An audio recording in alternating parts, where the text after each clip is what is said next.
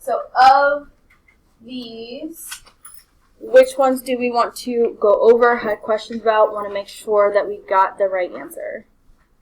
Mark. Number 2. Number 2. Do you want to see it fully done, or do you just want to? Otis. And number 5, please. Number 5. You want to see that completely done, or just the answer? Okay. Jasmine. Number 4. And there's only really one that do that. Okay. So for number 2, we would need to use our order of operations. Whatever letters you have been taught, use those. Grouping or whatever sort of format you need. Anything inside the parentheses. So 5 plus 3, we would need to do that first.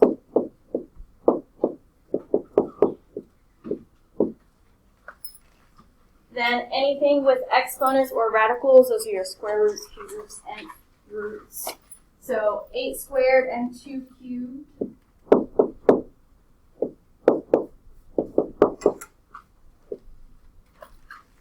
And then anything that is multiplying or dividing, reading left to right, whichever comes first, there's only one. So this is multiplied through 32. And then you can really add or subtract these in any order, but you could also just put all of that in the calculator at the same time.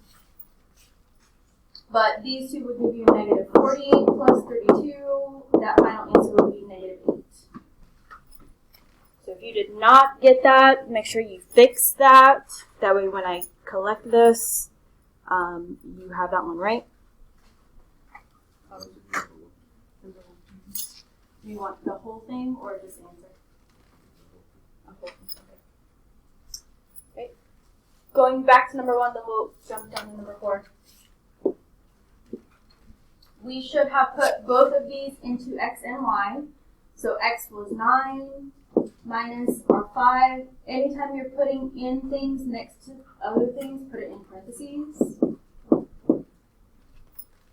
And then order of operations, we have exponents, so do that first.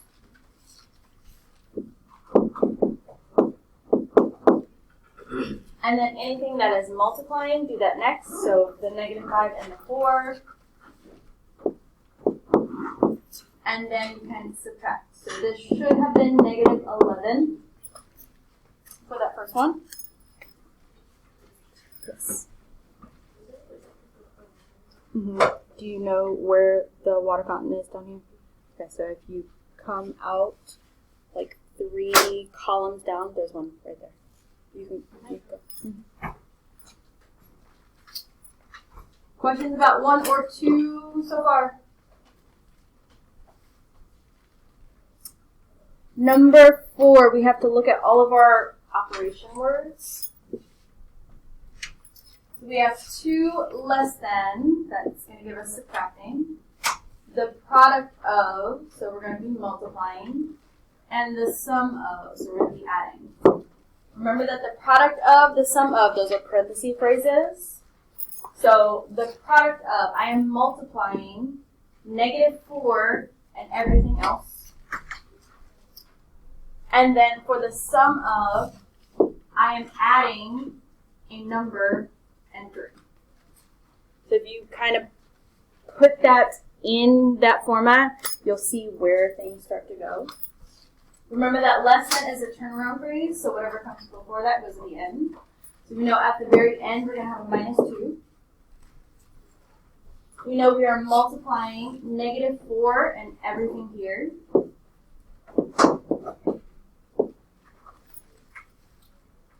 And then we are multiplying that to the sum of a number and 3. So it should look something like that. Yeah. You also put a multiplication sign between negative or difference. So like right here? Yeah, you can do that. You don't need it because it's already next to one another. And moving forward, we want to try to avoid putting the dot unless we absolutely need it. Okay, other questions on 4?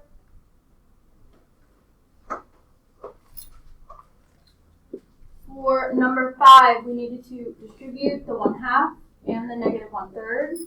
Remember, you can either think multiply by 1/2 or divide by 2. because there's a 1 in the numerator. So negative 12 divided by 2 would give me negative 6x. 8 divided by 2 would give me positive 4. 9 divided by a negative 3 would give me negative 3x. Negative 6 divided by a negative 3 would give me a positive 2. Combine your like terms, your x's would go together, your constants would go together. So this would be negative 6 minus 3, negative 9x, and then 4 plus 2 would give us 6. So negative 9x plus 6 was the final answer for that one. Questions on that one?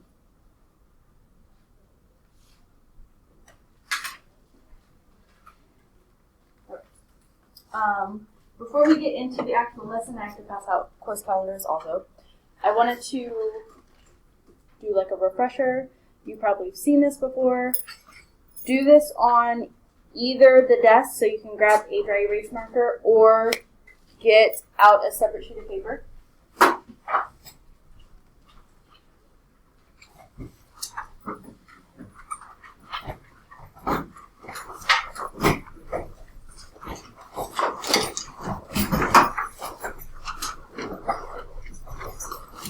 Remember, if you get a dry erase marker from the colorful cart, make sure you put it back.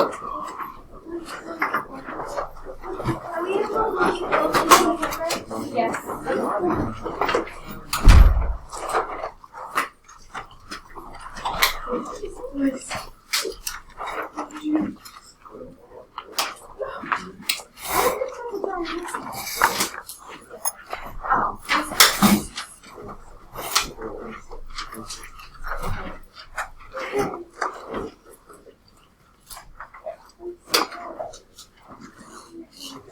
One, in order to do what we're about to do once we get the notes, we need to know a couple things. Anyone know what a prime number is? Jaden? Not necessarily. Jasmine? Correct. So to everyone here, Jasmine's answer, a prime number is a number that its factors are 1 in itself, or the only thing that you can multiply to get that number is 1 in itself. So let's think about some prime numbers, starting with 1. 1 is a prime number, because 1 times 1 is the only thing that will give us 1. What is the next prime number? 3 is 1, it's not the next one. 2 is a prime number because 2 and 1 are the only things that multiply to get 2. 3 is also 1. What would be the next one? 5. And then 7. And then is 9 prime? No. 11 works though. 13. 17, yes, I have a list. 19 is next, yes. 23 is the next one. 27. Can 27 be divided by anything else? 29. And there's a bunch, so we're not going to list them all. This is probably a good list to know. 1, 2, 3, 5, 7, 9, 11, 13, 17, 19, 23, 29. So when you get your notes, if you want to rewrite this, I'll bring this back up. But these are good numbers to know when we do this next part. So you have probably done factor trees before when you were learning multiplication. Someone give me 2 factors of 84. 2 numbers that multiply to be 84. You may need to check your calculator, Mark. 8. And 8. Does 8 times 8 give us 84? Oh.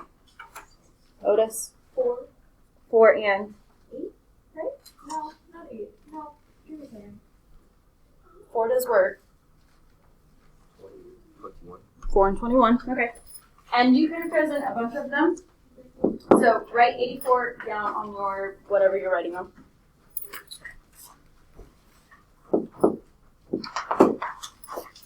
Our goal with our factor trees is to keep factoring or keep writing out the factors until we get to only prime numbers. So are these prime numbers? No. Give me factors of 4. 2 and 2. Are these prime numbers?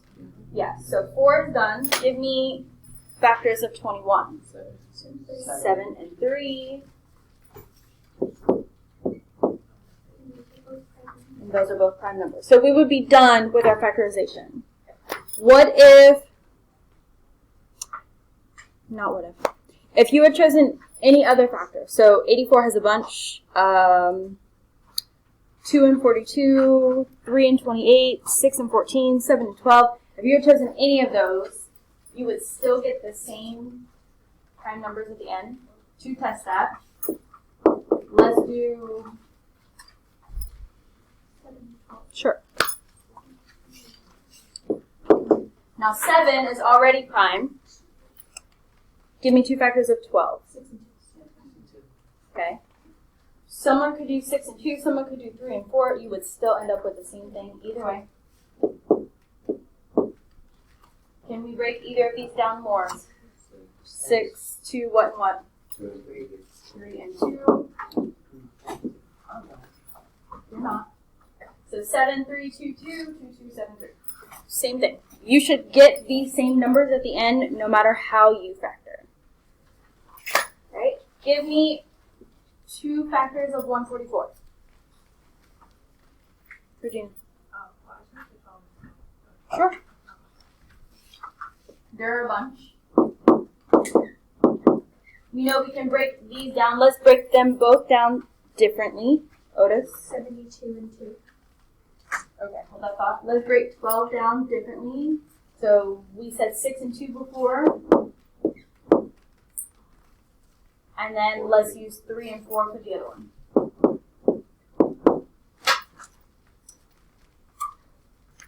What do we still need to break down? 6, 3 and 2, and 4 to be 2. You would end up with a bunch. 4 2s, 2 3s. Otis, you already came up with yours, but everyone write this down again. Find another way to factor this. Find 2 other factors and factor it all the way down. Anyone want to share the first 2 numbers they factored from 144? Landon. 6 and 24. Did anyone else think of 6 and 24? Couple of you. Alright, where'd you go from there? 6 goes in between 2, and 24 goes in 6 and 4, 6 goes in 22, and 12 goes in 2 and 2. Someone else give me different numbers that you may have used. I know. 72 and 2.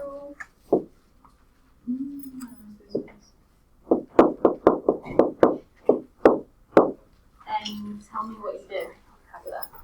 2's already fine.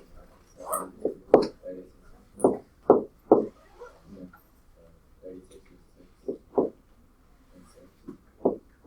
And then 6 is 3. Okay. 2 3s, 4 2s. You may have gotten 72, but not divided them by 2 and did them different ways, and that's okay. Anyone else use 2 different numbers, Jaden? 8, 144, 8 and 18. 8 and 18. Anyone else use 8 and 18? 2 of us. I know a lot of us use 72 and 2. I didn't even ask that. How did you break them down? So I did 8 into 4 and 2. 4 and 2. 8 and 18 into 9. So 2's already right now. So I did 4 and 2 and 2. And 9 into So just from this small thing, you see that there are multiple ways to do this. Keep all of these things in mind when we move on to the next thing we're going to do. Make sure you hold on to your course calendar for the folder binder check at the end.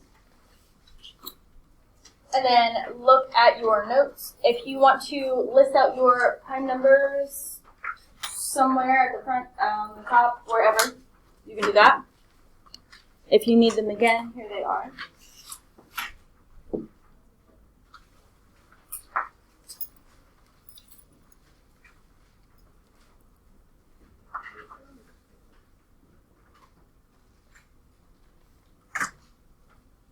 One, 2, 3, 5, 7, 11, 13, 17, 19, 23, 29. After 29 it'd be 30. It would be 31, and then 30, You would ask for 12 for split. 37. But yeah, that's going to be different than this. Those are two different things.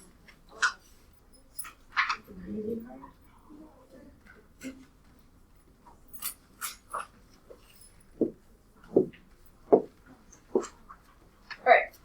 So this unit is about radicals, simplifying radicals and radical operations and things like that. So you need to be able to look at this and know the different parts as well.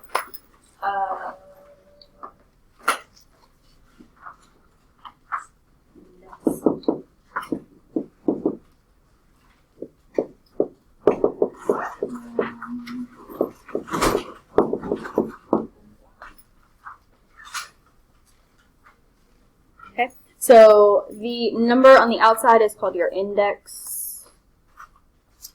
If there is no index, we can assume that that's usually what your square root is. There's like an invisible 2 outside of there. We just don't see it. The square root is called a radical. When we do cube roots, it's also called a radical. Just the index changes. And then whatever's inside is called a radicand.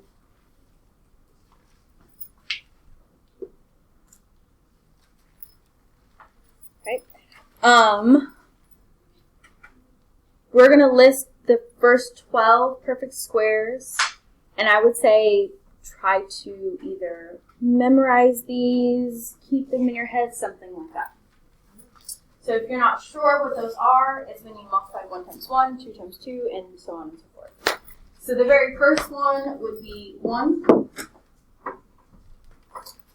2 times 2 would give us 4.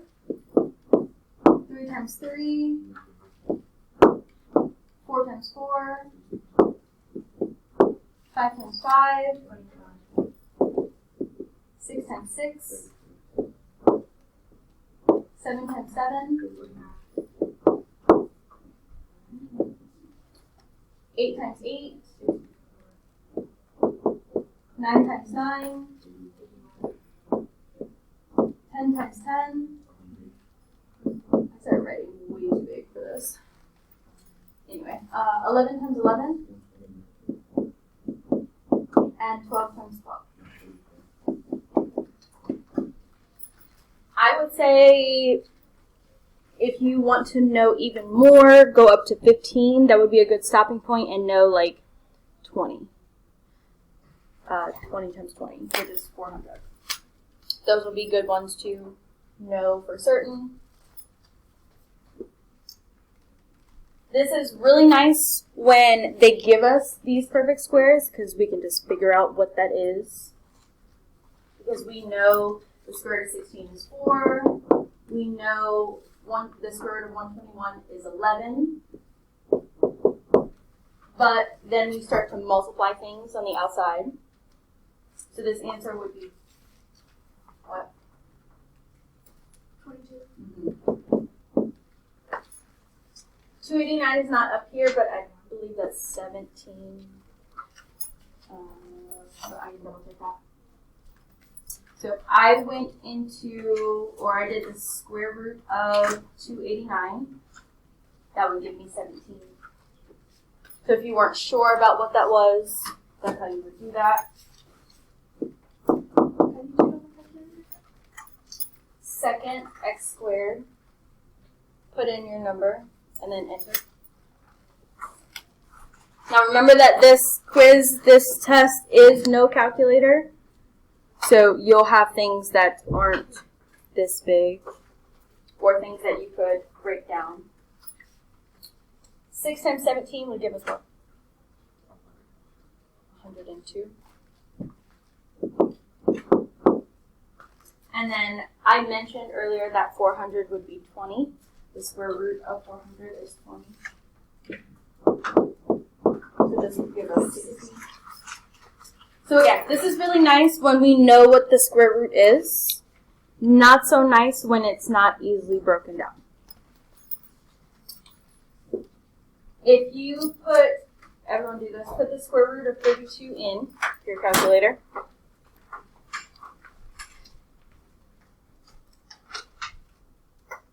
What happens? You get a decimal. That's what we want to avoid. So we're going to simplify this using our breakdown method, and I'll show you another way, and then you can pick and choose how you would rather do this, so that we're not getting a decimal. So we're still getting like whole numbers. So one way is to factor it. Find factors of 32. Keep breaking it down until you have prime numbers. So let's do that way first. So give me 2 factors of 32. 2 numbers that multiply by 32. Otis, go ahead. One. Oh!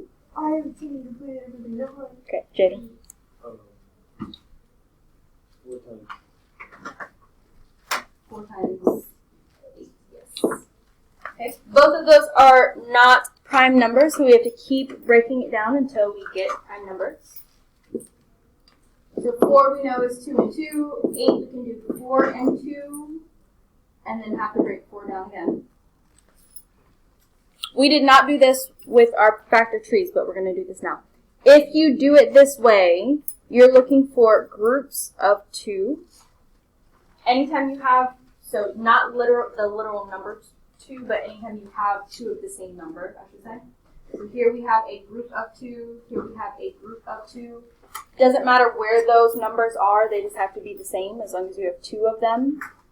We can say that this is one group, this is another group. So I'm going to represent this as just 1, 2. I'm going to represent this as just 1, 2. And then this unfortunate 2 is by itself. Because it did not have a pair, that one's going to stay inside the radical. And then I would simplify this.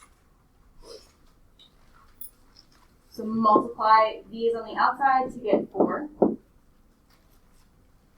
If you were to put in your calculator 4 times the square root of 2, so 4 and then the square root 2, you should get the same thing you got when you put in the square root of 32. That's how you know you did this right.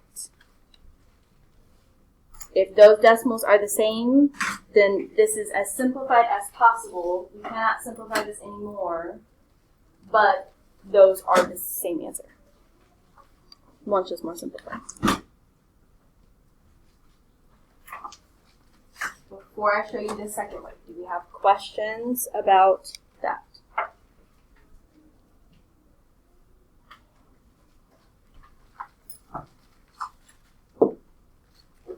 So if you like the factor tree method, go for it. Here's another way. This will help when you start to get bigger numbers, so that way your numbers aren't everywhere and you're trying to find all your different pairs all over the place. If you think about the highest perfect square, so our list of perfect squares come up here, that is a factor of 32. So of these numbers, what is the highest number that we can divide 32 by? And not get a decimal or fraction. Jasmine. 16.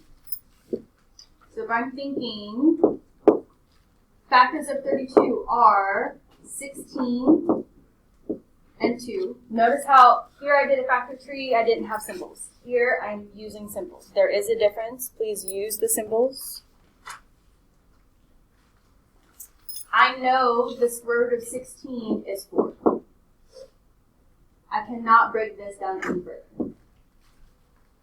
And we would get the same answer. Otis. So you're looking at this number, and you're trying to find the highest perfect square that we can divide it by. The highest one would be 16. Then we think about the factors. 16 and what give us 32? 2. We have to put them both underneath the square root because we know 16 is a perfect square. So if we take the square root of 16, we get 4. But we can't take the square root of 2 and get a whole number or simplify it any further. So we just bring that down. Other questions on that one? We're going to do another one and do it both ways. And then eventually you'll pick and choose which one you like better.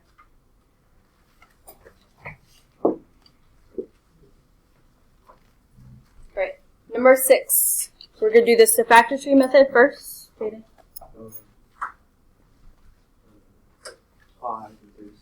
5 and 36. Now, 36 is a perfect square, so that would work for this method. But I'm going to use those same numbers for the factor tree method.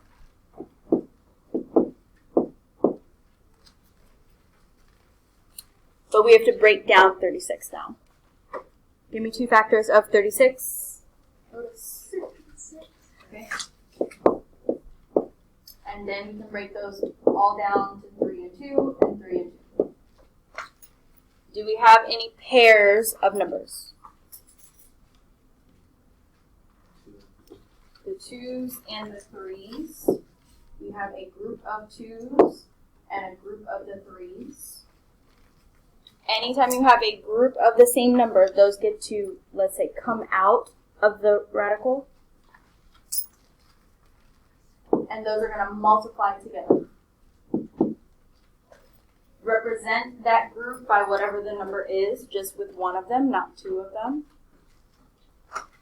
And then whatever did not make a group, like this unfortunate 5, stays inside the radical.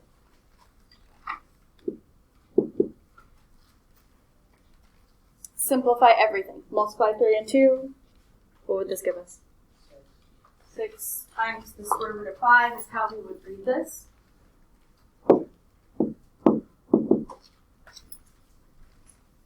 And then to check this is a good check yourself method. Did I do this correctly? The square root of 180. And then 6 times the square root of 5. We get the same decimals. So we did that correctly. If they're not the same, that's how you know something is off. Questions on that method? Okay. Is 36 the highest perfect square we can divide 180 by? Check.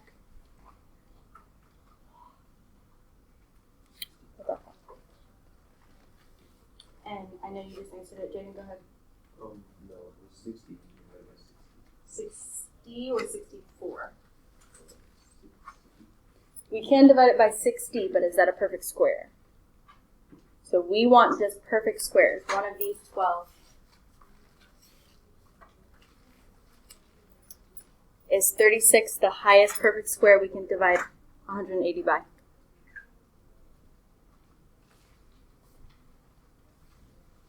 You said 64 works.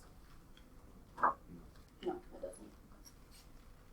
So we know 36 works. I want to say that is the highest. So if we're thinking of using this method, I would rewrite this using my square roots.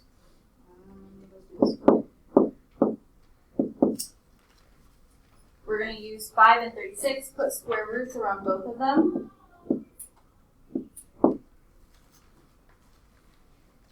The square root of 36 is what?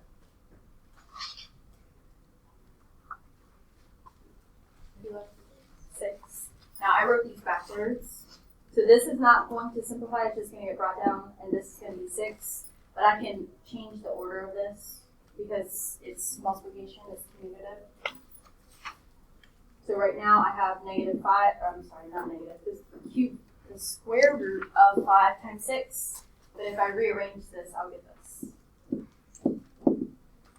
don't know why I did that twice.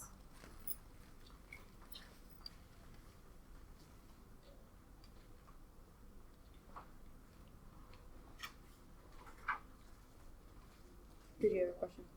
Okay.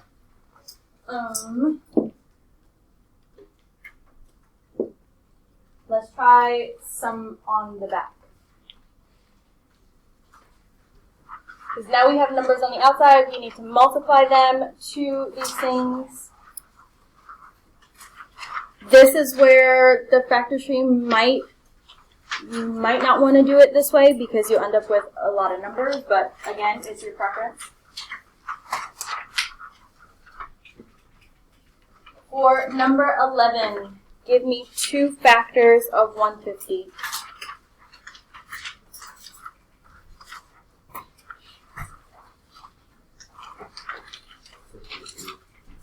Say that one more time. 50 and 3. Okay. So with this, you need to bring or rewrite the -5 out. Remember that you're going to keep that out there or bring it down at the end. If you want to use 2 different numbers or thought of 2 different factors, you can use that. 3 is already a prime number. Give me 2 factors for 50. Or just 25 and 2. okay.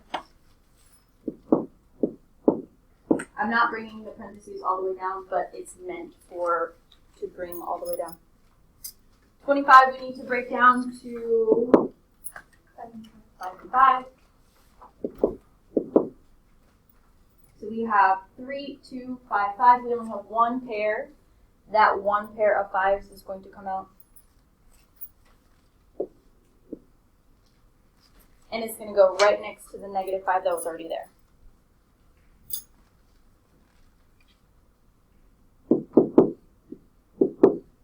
The 3 and the 2 that don't have a pair will both still stay inside. And will also be multiplying. Mark. Can I use the bathroom? Yes. Go find your phone and do the e-haul fast. So if I multiplied everything together, what would this simplify to be?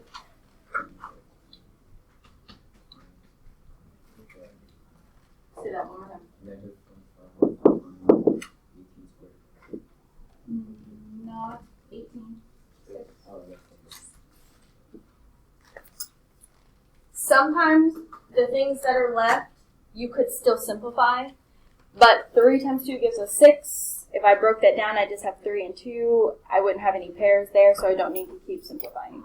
But sometimes we would, so it depends on the number.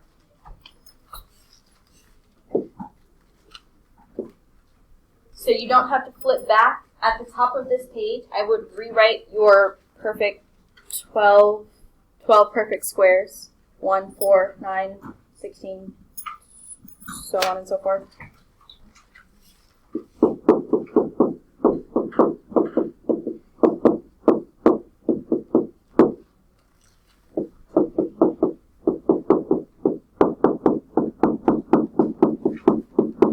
I'm just adding on.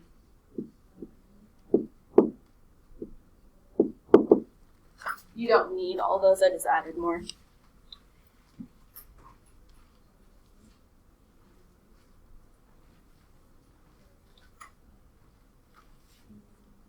If we were doing this the simplifying radical way, we need to find the highest perfect square that we can divide 150 by.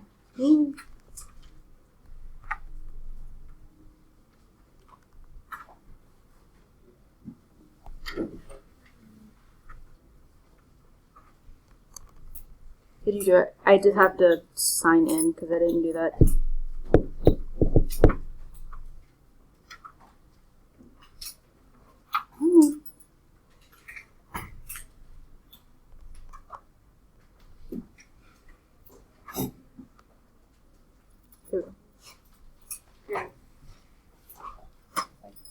So, looking at your perfect squares, what is the highest number we can divide 150 by?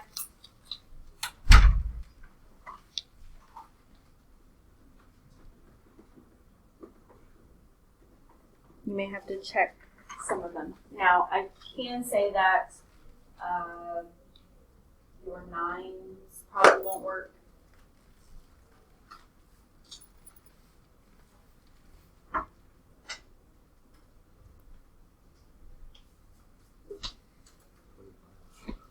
And 25 and 6. Sometimes the highest isn't that high at all. So I can break this down to the square root of 25 and the square root of 6. You know the square root of 25 is 5.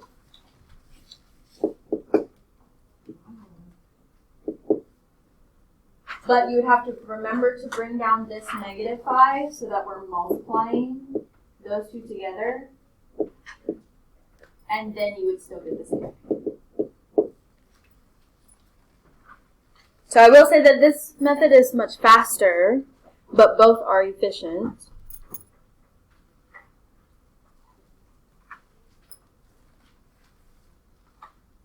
Looking at the remaining problems, 12, 13, 14, or the ones from the first page we did not do, are there any of those you have questions about, want to see before we move on to cube roots?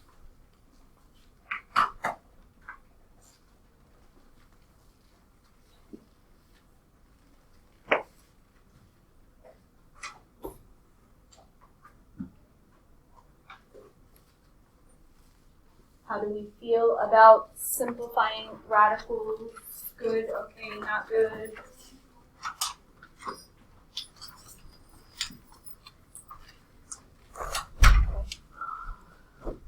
Who prefers the factor tree method? And then everyone else prefers the other method? Yeah, go ahead. Mark, make sure you put your phone back. Now we're going to do the same thing but with cubes. So it gets a little bit trickier because we don't really know our cubes like that. The first 10 perfect cubes is really all you need because it won't really go higher than that. So cubes would be 1 times 1 times 1, 2 times 2 times 2, and so on and so forth. So 1 cubed would be this one. 2 cubed would be 8. 3 cubed, 27. And if you're not sure how to do it in the calculator, you can do 3 times 3 times 3, or do 3 caret 3, and then keep doing that. 4 caret 3, and so on and so forth. 4 cubed, 64. 5 cubed, 125. 6 cubed, 216. 7 cubed, 343. 8 cubed, 512. 9 cubed, 729. And then 10 cubed, 1,000. Running out of space. I think it's because I give 1 so much room. I don't know why. That's 1,000 at the end. So not only do you need to know a good amount of your prime numbers, so that way you recognize them if you're using the factor tree method, you need to know at least the first 12 perfect squares, and also the first 10, or at least the first 10 perfect cubes. I don't see it up here. Okay, so you have to wait like 5 minutes. Oh. So, again, it works really nicely when we have perfect cubes and we see them and we know what they are. I will say this. Cube roots can have negatives underneath. Square roots cannot. really because they're imaginary numbers and we're not getting into that, but in Algebra 2 you talk all about that. So like for 18, I know that the cube root of 1000 is 10, but because it's negative, that would be a negative 10, which would give me a negative 20. So with your cube roots, you can get negative answers. Your square roots, you should not, unless it was negative out in front.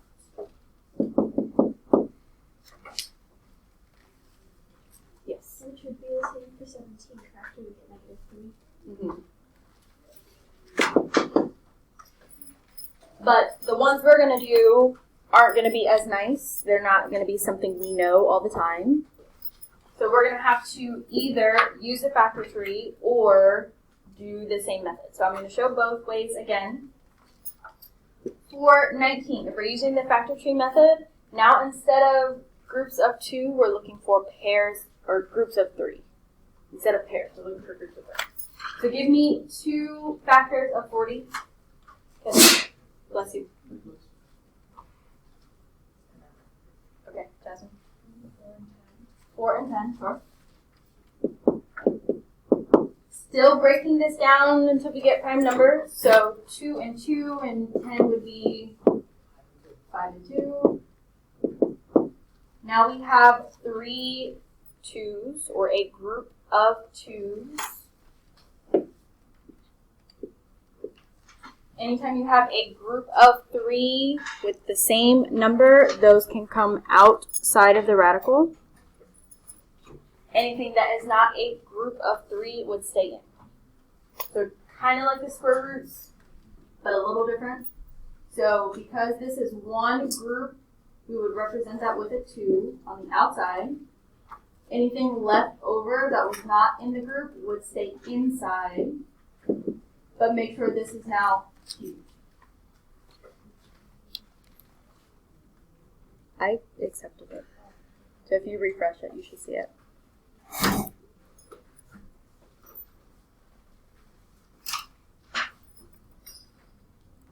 Okay. Just like you checked for your other ones, if I go into math, number 4, that'll give me my cube root. So if I type in 40, that would be my decimal. My answer we got was 2 times the cube root of 5. So if I put that in, we should get the same thing. So please check your answers. If you don't get the same decimals, that should tell you I did something wrong. Something is off here. Something's off. As soon as I need to get them. Okay. So that's the factor tree method. The cube root, using that method, same or similar, except now it has to divide by one of these. Let me do this off to the side. What is the highest perfect cube we can divide 40 by?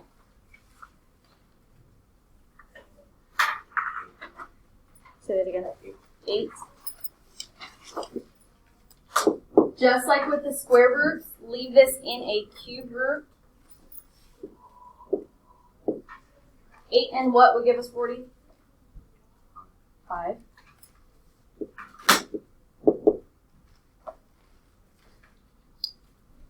And then the cube root of 8 is what?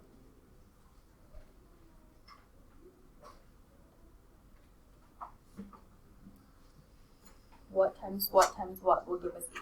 So it is 2. If you would like to, if it makes more sense to you, if you want to put parentheses around the cube root or a dot in between the number and the cube root so you don't confuse it for 2 cubed times the square root, you can do that.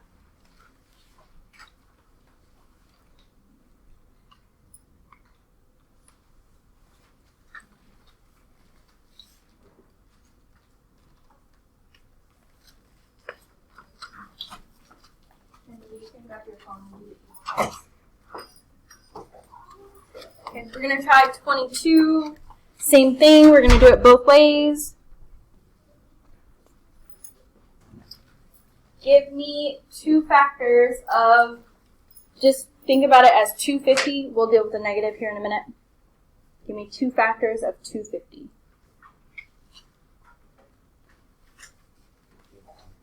Say that again.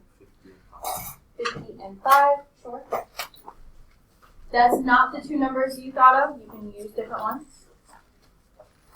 So I'm multiplying that -2 on the outside, and I'm going to make one of my numbers negative and not the other.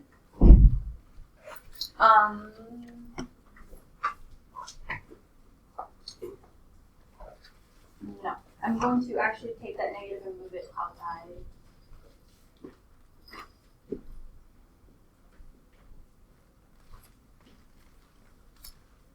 Really, we're saying -1 times whatever. That way we can focus on just the positive. But we said 50 and 5. 5 is already prime. And then give me two factors for 50. 25 and 2. And then 25 would be 5 and 5. We have a group of 3, so those would all get to come out.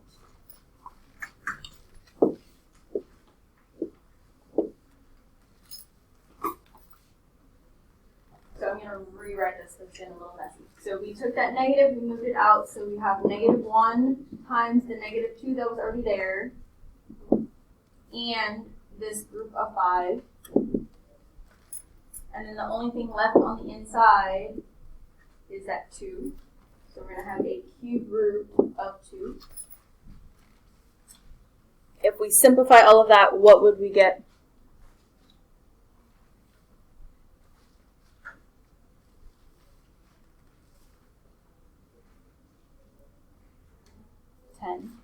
Positive 10, because your two negatives make a positive. You want to put a dot in between, you can do that. Especially when you start multiplying a lot of things, definitely check your answer. So I'm going to type this in.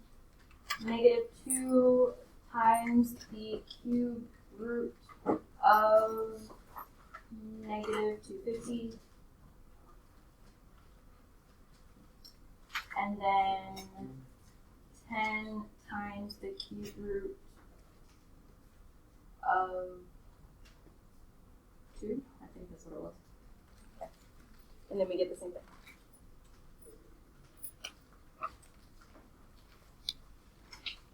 Okay. Look at the remaining problems on here. I don't know if this is the same. It's not. What questions do we want to see, go over, have questions about?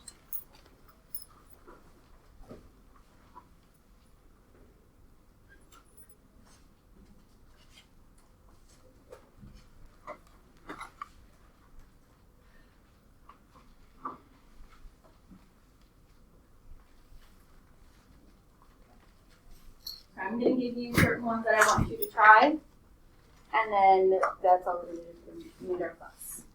Number 24 and 20, and then 12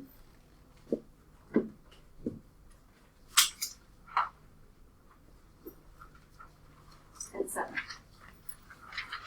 So 7, 12, 20, 24. If you finish those before class ends, I can come around and check those.